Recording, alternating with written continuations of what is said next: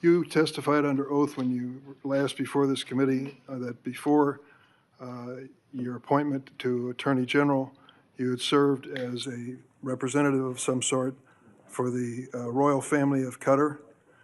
There was an issue that came before you in May when President Trump accepted a $400 million luxury jet from the royal family of Qatar for temporary use as Air Force One before it's permanently gifted to the Trump Presidential Library Foundation. The Constitution unequivocally bestows on Congress the power to control whether any officer of the United States, including the President, may accept a gift, quote, from any king, prince, or foreign state, end of quote. And this gift clearly violates the statutory regime enacted by Congress. You've refused to answer a letter I sent to you 5 months ago, asking the legal rationale you relied on to advise President Trump to accept this unprecedented gift from your former legal client. Can you make a promise today that you will disclose that? Disclose what, Ranking Member? I assume there was a letter or some sort of statement from your office to the White House to advise them that you felt it was permissible? First, to address my role with Qatar, as I addressed with you during my confirmation hearing, I disclosed it in my SJQ. In private practice, I worked for Qatar for anti-human trafficking for the World Cup. That was my only involvement, and I made that very clear, and I'm very proud of everything I've done with anti-human trafficking.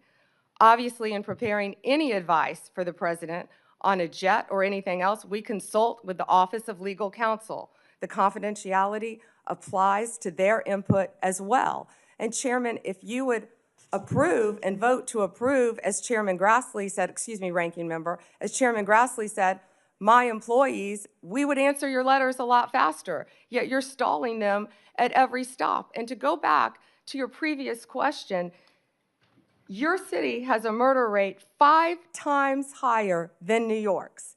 571 homicides last year. If you were serious about protecting your people, you would be asking this administration for help. You're saying that we're coming into your state and your city. We're there to help make America safe and Illinois safe, whether or not you want to.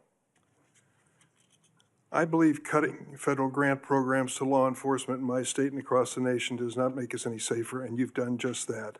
You've supplanted that decision by sending in National Guard troops to California and other places. That is a situation where the governors have not asked for that help. If you truly wanted to do this on a bipartisan basis, you wouldn't defy a governor, you would work with them. I'm prepared to do that. I'm prepared to work with this administration. But cutting these grants to law enforcement does not make us any stronger as a nation or give us the tools we need to reduce crime in Chicago. Now, I'd just like to ask you, when it came to this Qatar situation, did you consult with the ethics office in the Department of Justice before making your decision on this gift of a jet? Chairman, I didn't gift a jet to anyone. My Office of Legal Counsel provides confidential advice to the President, to the White House, period. And you're conflating two issues. Cutting grants, I was very clear about what grants we've cut and what grants we haven't, only 7%. And if you have a grant in Illinois that you think that I've cut that is not protecting law enforcement officers or your people, you personally call me and I will work with you to turn that grant back on. I think many of the Democrats here can tell you, I have worked with them to turn grants back on. There's an appeal process. Tell me a specific grant that I have turned off in Illinois that would help law enforcement, and I will work with you. But you have not done that. Did you take a look? The National Guard is on the way right now as we speak. Oh, by the way, so is Director Patel and Deputy Attorney General Todd Blanche. You're sitting here grilling me, and they're on their way to Chicago to keep your state safe. Madam Attorney General, it's my job to grill you. Investigation of your agency is part of my responsibility and this committee. You may not like the experience, but others have weathered the storm and answered questions in a respectful manner. Can you tell me the grants, yes. Ranking Member, please? Take a look at the President's budget on HIDA grants. What happens to it in his proposed budget? I'd be glad to meet with you on the grants. It's cut by 1/3. from $300 million to 196. That's one example of a grant that works, and your administration has suggested cutting it, and the budget lies ahead. I want to ask you